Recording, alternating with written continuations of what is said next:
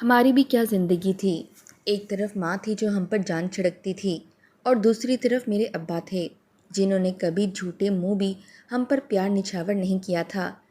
کل رات بھی ابا گھر آئے تو اماں کی طبیعت خراب تھی، وہ کھانا نہیں بنا سکیں۔ ابا کے آنے کا وقت ہوا تو آپی نے پہلی بار روٹی بنائی، مگر وہ کہیں سے کچی تو کہیں سے جل چکی تھی۔ ابا نے آتے ہی کھانا مانگا، جب سامنے روٹی کو دیکھا تو آگ بگولا ہو گئے۔ غصے سے اماں کو گالیاں دینے لگے اور کھانا اٹھا کر آپی کے منہ پر پھینکا۔ اماں بیچاری تو پہلے ہی بیمار تھی۔ جب ابا غصے سے اماں کی طرف گیا تو آپی روتے ہوئے ابا کے قدموں میں گر گئی اور پھر بولی کہ ابا، اس میں اماں کا کوئی قصور نہیں، اسے کچھ مت کہنا۔ اماں کی طبیعت خراب تھی، اس لیے کھانا میں نے بنایا تھا، ساری میری غلطی ہے۔ آپی کی بات سن کر مجھے لگا تھا ابا کو تھوڑا ترس آ جائے گا، آخر آپی نے پہلی بار کھانا بنانے کی کوشش کی تھی۔ مگر ابا نے آپی کے چہرے پر کئی تھپڑ مار دیے اور بپھر کر بولے، سارا دن گھر میں رہ کر کرتی کیا ہو؟ تجھ سے تو روٹی بھی نہیں بنتی، کل کو سسرال جائے گی تو کیا میری ناک کٹوائے گی؟ اتنا کہہ کر ابا نے آپی کو جھٹک کر دور کیا اور اماں کے کمرے کی جانب بڑھ گئے۔ ابا کے الفاظ ہمارے معصوم دلوں پر بہت اثر انداز ہوئے تھے۔ میں تو سہم کر ان سے دوری دبک کر بیٹھ گئی۔ ابھی ہماری عمریں ہی کیا تھیں؟ آپی اس وقت 12 سال کی تھی اور میں 10 سال کی۔ ابا کمرے میں گئے اور سوئی ہوئی اماں کو مارنے لگے۔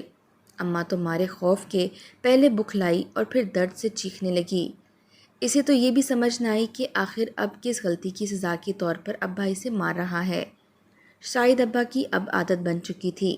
انہیں تب تک سکون نہ آتا جب تک وہ اماں کو مار مار کر بے ہوش نہ کر دیتے۔ ان کی تو شروع سے ہی خواہش تھی کہ میری ماں پہلی اولاد بیٹا جنم دے۔ آپی کی پیدائش ہوئی تو ابا نے آپی کا چہرہ دیکھنا بھی گوارا نہ کیا، مگر پھر کسی نہ کسی طرح وہ اس کا خرچہ اٹھا لیا کرتے تھے۔ مگر میری پیدائش جب ہوئی اور دائی نے کمرے سے باہر آ کر میرے ابا کے ہاتھوں میں مجھے تھمایا تو ابا کی خوشی کی کوئی انتہا نہیں رہی تھی۔ انہیں لگا تھا جیسے اماں نے بیٹے کو جنم دیا ہے۔ مگر جب دائی نے انہیں یہ خبر سنائی کہ اماں نے ایک بار پھر بیٹی کو جنم دیا ہے تو ابا اس قدر طیش میں آ گئے کہ صفاق دلی کی حد پار کرتے ہوئے مجھے زمین پر پٹخ دیا۔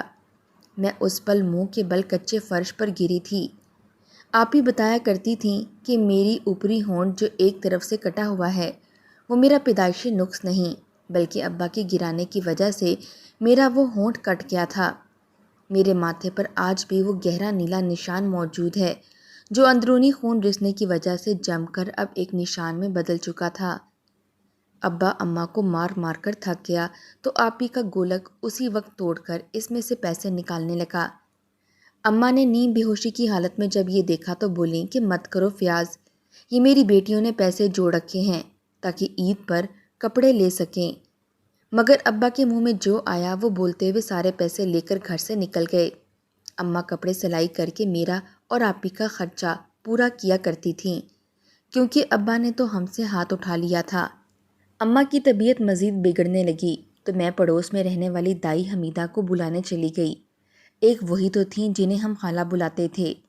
انہوں نے آ کر اماں کو چیک کیا اور مسکراتے ہوئے کمرے سے باہر نکلیں، پھر کہنے لگیں کہ بچیوں، اپنی اماں کا خیال رکھنا، بہت جلد خوشخبری آنے والی ہے۔ اس پل تو اماں کی بات ہم سمجھ نہ سکے، مگر جب رات کو ابا گھر آئے تو اماں ایک امید لیے ابا کو بتانے لگیں کہ وہ امید سے ہے۔ ایک پل کو ابا کے تنے اعصاب ڈھیلے پڑے تھے، مگر دوسرے ہی لمحے بولے کہ دیکھ صابرہ، اگر اس بار تو نے بیٹی کو جنم دینے کا سوچا بھی تو تیرا وہ حشر کروں گا کہ یاد رکھے گی۔ تیری پہلی دو کا وجود تو اس گھر میں برداشت کر لیا، مگر دوبارہ ایسی نحوست گھر میں آئی تو جو میں کروں گا اس کی ذمہ دار تم خود ہوگی۔ اماں کا چہرہ اس پل زرد پڑا تھا۔ وہ کپ کپاتے لہجے میں بولیں کہ اس میں میرا کوئی قصور نہیں، اولاد کی جنس تو خدا طے کرتا ہے، اگر اس بار بیٹا چاہتا ہے تو خدا سے دعا کر وہ تیری حالت پر رحم کھائے۔ تو جیسے باپ بیٹیوں جیسی رحمت کو پالنے کی اوقات ہی نہیں رکھتے۔ اماں غصے سے دل کا غبار نکالے بغیر نہیں رہ سکی تھی۔ ابا نے جب اماں کے منہ سے یہ الفاظ سنے تو ان کا غصہ 7ویں آسمان پر پہنچ گیا۔ وہ غصے سے اماں کی جانب بڑھے، مگر پھر کچھ سوچتے ہوئے رک گئے اور بولے، اگر تو پیٹ سے نہ ہوتی تو آج تیری زبان کاٹ کر تیرے ہاتھ پر رکھ دیتا، لحاظ اس لیے کر کے آؤں کہ اگر میرا بیٹا ہوا تو اس کی جان خطرے میں نہ پڑ جائے۔ اتنا کہہ کر ابا اماں کو دھکا دے کر وہاں سے ہٹ چکا تھا۔ اماں رو رو کر مصلے پر بیٹھ کر یہی دعا کرتی رہی کہ اس بار اسے بیٹے سے نواز دیا جائے۔ ان بیٹیوں کو اب مزید میری جھولی میں مت ڈال، انہیں وہاں دے جہاں ان کی قدر کی جاتی ہو۔ میرے پاس آ کر تو انہوں نے پہلی دو کی طرح رسوائی، باپ کے روکھے لہجے اور ظلم کو ہی سہنا ہے۔ اماں سارا سارا دن بیٹھ کر دعا کرتی رہتی، اس کی آنکھیں ہم نے کبھی آنسوؤں سے خالی نہیں دیکھی تھیں۔ ایک روز ابا گھر پر ہی تھے۔ جب اماں کی طبیعت خراب ہوئی تو میں ہمیشہ کی طرح فوراً دائی خالہ کو بلانے کے لیے چلی گئی۔ دائی نے اماں کو دیکھا اور کچھ دیر بعد پریشانی کے آثار اس کے چہرے پر نمایاں ہو گئے۔ اماں نے پوچھا تو کہنے لگی، مجھے تو لگ رہا ہے اس بار پھر تو ایک بیٹی کو جنم دینے والی ہے۔ تیری ڈیل ڈول مجھے یہی نوید سنا رہی ہے۔ تیرے گھر بیٹا نہیں بلکہ تیسری بیٹی کی پیدائش ہوگی۔ دائی خالہ کو تو سارا گاؤں جانتا تھا، اس کی کہی پیشین گوئی 100 آنے سچ ہوا کرتی تھی۔ اتفاق سے ابا نے وہ بات سن لی، کیونکہ دائی خالہ کی آواز اور لہجہ ہمیشہ ہی بلند رہتا تھا۔ اماں نے یہ خبر سنی تو رونے لگیں اور بولیں کہ اللہ نہ کرے جو اب بیٹی ہو، مجھے تو بیٹا چاہیے۔ اگر شوہر کو پتہ چل گیا تو نہ جانے کون سی قیامت ٹوٹ پڑے گی۔ اب ان کو کیا معلوم تھا کہ ابا تو سب سن چکا ہے۔ امی کتنی ہی دیر بے آواز سسک سسک کر روتی رہیں اور اس نے ہمیں سینے سے لگا لیا اور بار بار ہمارے چہرے چومتی رہیں۔ ہمارا دل بھی اماں کو دیکھ دیکھ کر بے چین ہو رہا تھا۔ رات ہوئی تو ہم دونوں بہنیں معمول کے مطابق اماں کے دائیں بائیں سونے کے لیے لیٹ گئیں۔ جب سے یہ خبر ملی تھی کہ ہمارا چھوٹا بھائی آنے والا ہے، میں اور آپی اکثر رات کو لڑا کرتیں کہ بھائی کے آنے کے بعد وہ اپنا الگ بستر بچھا کر سویا کریں گی۔ انہیں ہلکی پھلکی لڑائیوں کو سن کر اماں کچھ پل کے لیے مسکرا جاتی تھیں۔ کچھ دیر بعد ابا کمرے میں داخل ہوئے اور ٹرے میں ایک گلاس دودھ کا لے کر آئے۔ اماں کے ساتھ ساتھ ہم بھی حیران ہوئی تھیں۔ تبھی ابا نے وہ گلاس اماں کو تھمایا اور بولے کہ یہ لے، دودھ پی، بچے کی صحت کے لیے اچھا ہے۔ ابا پہلی دفعہ کچھ لایا تھا، اماں نے بغیر انکار کیے وہ سارا دودھ کا گلاس پی دیا۔ گلاس خالی ہوا تو ابا بھی اٹھ کر باہر چلے گئے۔ اماں کو نیند آ رہی تھی، وہ آج جلدی سونے لگیں۔ آج تو اس نے ہمیں لوری بھی نہیں سنائی تھی۔ وہ آنکھیں موند چکی تھیں اور ہم دونوں بہنیں بھی اس کے گرد بازو حائل کر کے سو گئیں۔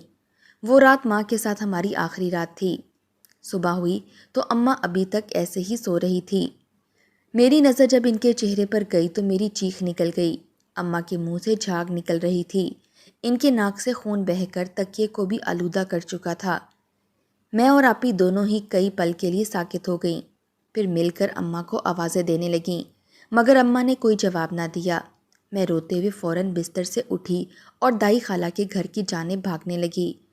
وہ بھی حواس باختہ سی میرے ساتھ گھر میں آئیں اور جب انہوں نے ماں کو چیک کیا تو ان کا چہرہ زرد پڑنے لگا۔ وہ ان کی گردن پر کبھی ہاتھ لگاتیں تو کبھی ان کی کلائی دباتیں، مگر شاید بہت دیر ہو چکی تھی۔ وہ بولیں کہ تمہاری ماں تو وفات پا چکی ہیں، یہ خبر ہمارے لیے کسی قیامت سے کم نہ تھی۔ میں اور آپی اماں کے گلے لگ کر پھوٹ پھوٹ کر رونے لگیں۔ میرے ابا ابھی تک دوسرے کمرے میں سو رہے تھے، انہیں تو خبر ہی نہ تھی کہ ہم پر کیسی قیامت ٹوٹ پڑی ہے۔ اس پل میں فوراً بھاگ کر ابا کے کمرے میں گئی اور دروازہ چٹک سے کھول دیا۔ دروازہ کھلنے کا شور پیدا ہوا تو ابا چلا کر اٹھ بیٹھے۔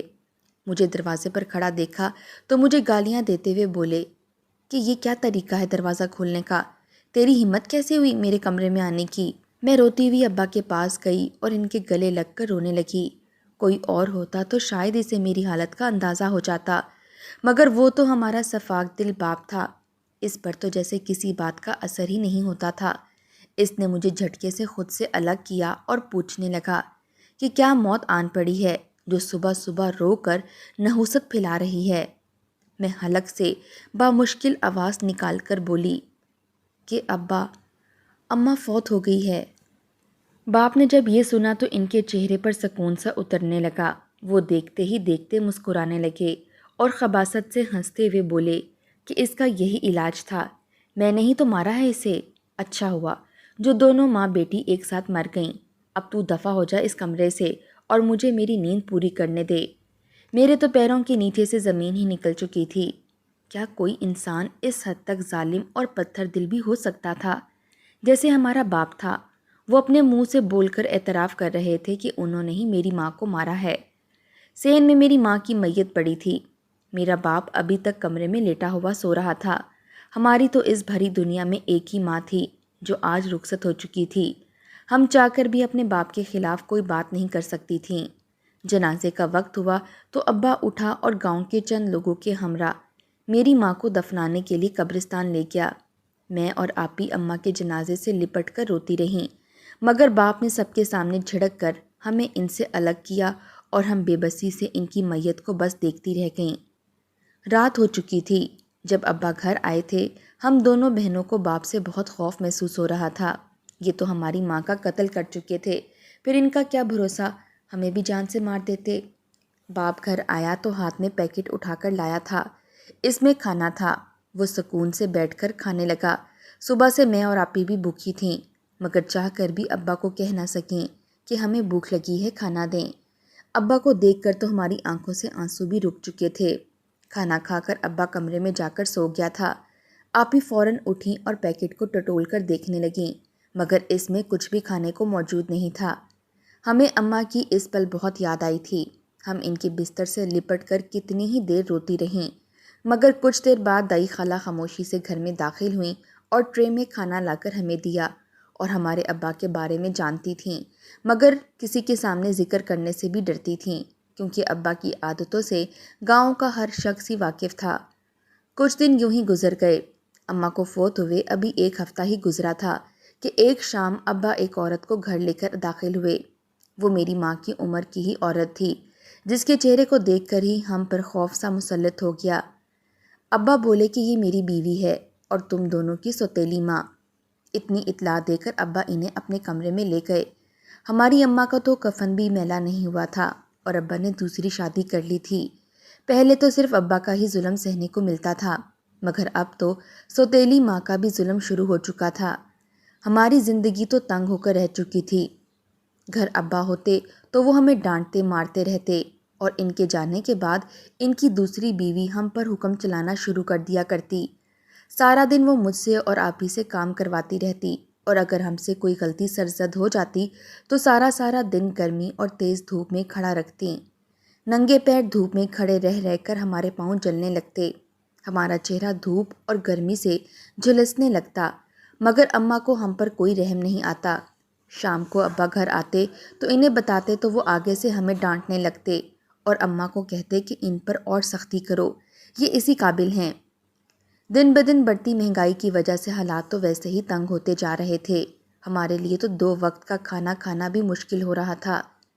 اماں خود نئے پکوان بنا کر کھایا کرتیں اور ہمیں کل کا باسی کھانا جو خراب ہونے کو پہنچ جاتا وہ کھانے کو دے دیتیں۔ ایک روز سوتیلی ماں نے ہمارے ساتھ کچھ ایسا کیا کہ ہم سوچ بھی نہیں سکتے تھے۔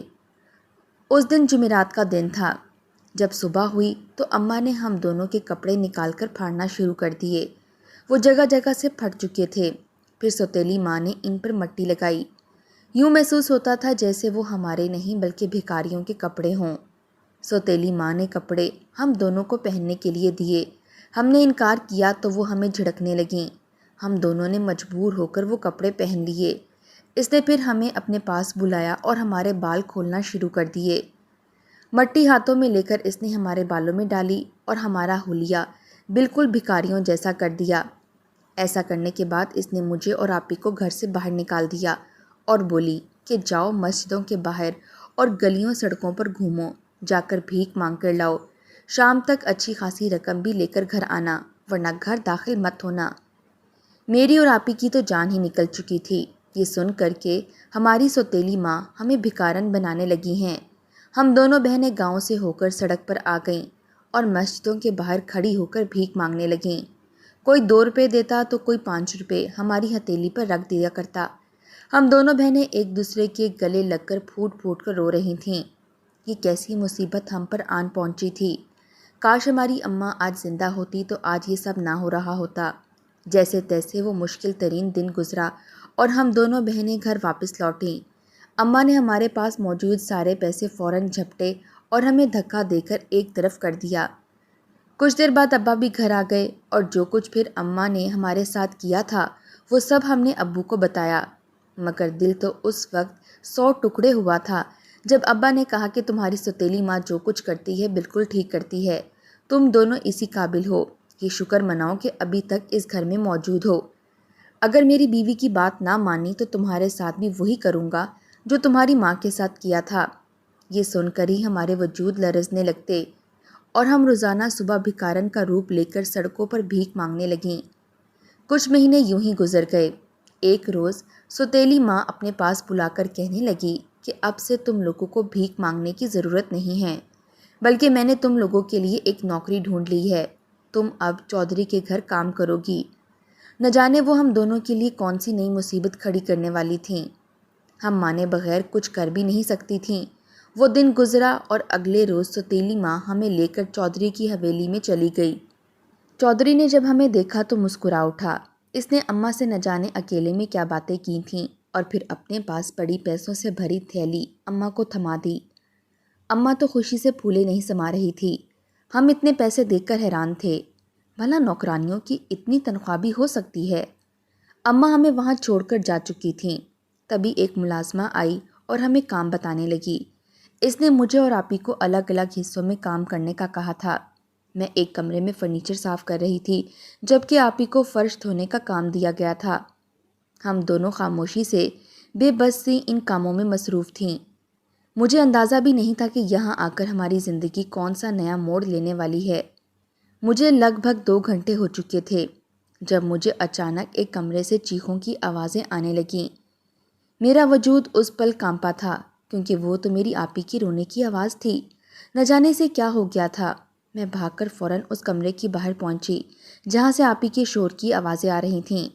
میں سہم کر روتے ہوئے دروازے کو باہر سے کھولنے کی کوشش کرنے لگی، مگر دروازہ نہ کھلا۔ آپی کے چلانے کی شدت میں کمی آ چکی تھی۔ ان کی آواز مدھم ہو چکی تھی۔ میرا وجود ابھی تک یوں ہی لرز رہا تھا۔ مجھے چکر آنے لگے تھے۔ تبھی کچھ دیر بعد دروازہ اندر سے کھلا۔ میں نے جب اندر دیکھا تو میرا وجود کانپ اٹھا۔ میری بہن بستر پر نیم عریاں وجود لیے بے ہوش پڑی تھی، جبکہ دروازے کے پاس وہ پکی سی عمر کا چودھری کھڑا تھا، مجھے گہری نظروں سے دیکھ رہا تھا۔ میں چیخ کر ڈرتے ہوئے کئی قدم پیچھے کو ہٹی، مگر اس سے پہلے کہ میں بھاگتی، اس درندہ صرف چودھری نے مجھے بالوں سے جکڑ کر دبوچ لیا اور گھسیٹ کر کمرے میں لے جانے لگا۔ میں کس کو آواز دیتی، کس کو پکارتی، کون تھا میرا مددگار اس وقت؟ میری ماں جو قبر میں اتر چکی تھی یا میرا باپ جو خود میری ماں اور بہن کا قاتل تھا؟ مجھ سے جب اور کچھ نہ بن پڑا تو میں پوری شدت سے چلانے لگی، کوئی تو ہوگا اس گھر میں جس میں انسانیت زندہ ہوگی۔ چودھری نے میرے منہ پر ہاتھ رکھ دیا تھا، مگر اس کے باوجود میں کوشش کر کے آپی کو آوازیں دینے لگی۔ وہ بے ہوش تھیں۔ چودھری نے میرے قریب آنا چاہا مگر تبھی اس کے سر پر کسی نے ڈنڈے سے وار کیا تھا۔ وہ چکرا کر زمین پر گرا۔ یکے بعد دیگرے اس کے سر پر کئی ڈنڈوں کے وار کر کے وہ چودھری کو بے ہوش کر چکی تھی۔ میں نے روتے ہوئے سامنے دیکھا تو ایک خاتون ہانپتی ہوئی چودھری کو مار رہی تھی۔ جب اسے یقین ہو گیا کہ چودھری نہیں اٹھے گا تب وہ بھاگ کر میرے پاس آئی اور سینے سے لگا کر دھلاسا دینے لگی اور بولی، ڈرو مت میری بچی، میں تمہیں کچھ نہیں ہونے دوں گی۔ اس نے فوراً ملازموں کو بلوا کر آپی کو ہسپتال پہنچایا تھا۔ وہ چودھری کی بانجھ بیوی تھی۔ چودھری کے پاس موجود ساری جائیداد اس بیوی کی ہی تھی جس پر وہ راج کرتا پھر رہا تھا۔ چودھری کی بیوی شوہر کے روب سے دب کر اس کا آئے روز گھر میں محفلیں سجانا اور لڑکیاں لانا برداشت کر رہی تھی، مگر آج جب ہم دونوں بچیوں کو اس نے دیکھا تو وہ سہ نہ سکی۔ اس نے فوراً پولیس کو بلوا کر چودھری کو پولیس کے حوالے کیا تھا۔ اس نے ہم سے ہماری معلومات لینا چاہی تو میں نے آج تک جو ہوا سب انہیں بتا دیا۔ وہ یہ سب سن کر رونے لگی اور میری ماں کے قاتل میرے باپ کو بھی ہتھکڑی لگوا کر سلاخوں کے پیچھے بھیج دیا۔ سوتیلی ماں بھی بچوں سے بھیک منگوانے کے الزام میں سزا بھگت رہی تھی۔ آپی چند دنوں تک ہسپتال میں رہی تھیں اور پھر چودھرائن انہیں اپنی حویلی میں ہی لے کر آ گئیں۔ چودھرائن نے ہمیں سینے سے لگایا اور بولیں کہ تم تنہا نہیں ہو، آج سے تم ہی میری اولاد ہو، میری بیٹیاں ہو، اس ساری جائیداد کی وارث میرے بعد تم ہی دونوں ہوگی۔ وہ بالکل ہماری ماں کا عکس ثابت ہوئی تھیں۔ چند سالوں میں ہی ہم ماضی کو برا خواب سمجھ کر بھول چکے تھے اور ان کے ساتھ زندگی میں آگے بڑھ گئے۔ بعض دفعہ منہ بولے رشتے خون کے رشتوں سے بھی زیادہ وفا کر جاتے ہیں، بالکل چودرائن کی طرح۔ ان کے روپ میں ہمیں تو گویا ماں واپس مل چکی تھی،